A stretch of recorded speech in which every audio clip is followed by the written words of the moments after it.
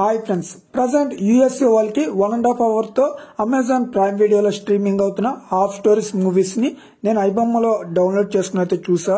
Movie అయితే నాకు అంతగా నచ్చలేదు. అలాగే ఈ మూవీని ఆఫ్ లోనే వదిలేశారు. స్టోరీకి టైటిల్ కి తగ్గట్టుగానే ఉంది మూవీ కూడా. ఇంకా ఈ మూవీ స్టోరీ విషయానికి వెళ్తే, ఒక దొంగ బాబాని ఆ గుట్టు రట్టు చేయడానికి ఒక స్ట్రింగ్ ఆపరేషన్ అయితే చేస్తారు. అందులో మనకి చూపించే స్టోరీస్ ఏంటి అన్నది మూవీ యొక్క స్టోరీ అనమాట. ఇంకా ఈ మూవీలో చాలా సీన్స్ లాగింగ్ అయితే ఉన్నాయి.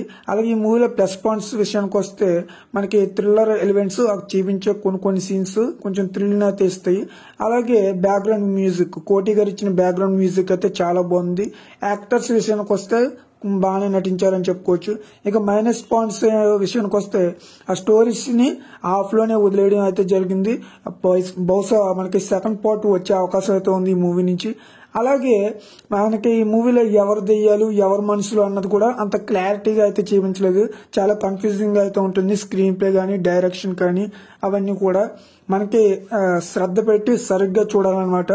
ఫుల్ ప్రాపర్ థ్రిల్లర్ మూవీ అనుకుని చూసే వాళ్ళకి ఇది ఒక డిసడ్వాంటేజ్ అని చెప్పుకోవచ్చు.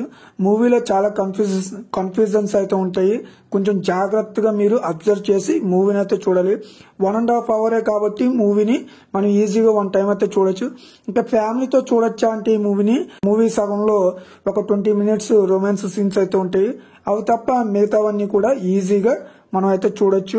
అలాగే థ్రిల్లర్ సీన్స్ అయితే అక్కడక్కడ ఉన్నాయి. అవి అయితే పర్లేదు, బాగానే అనిపించాయి. మ్యూజిక్ కూడా పర్లేదు, ఓకే అనిపించే విధంగా. ఇంకా సెకండ్ హాఫ్ వస్తుందా లేదా అనేది మనకి తెలియదు అనమాట అంత క్లారిటీగా.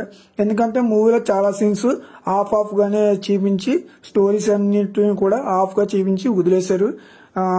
అలాగే సంపూర్ణేష్ బాబు కూడా మనకి గెస్ట్ అపీరెన్స్ ఇచ్చారు. ఆయన స్టోరీ కూడా సగంలోనే ఉంటుంది. మరి ఇవన్నీ కూడా మనం సెకండ్ మూవీ వస్తే తెలుస్తుంది.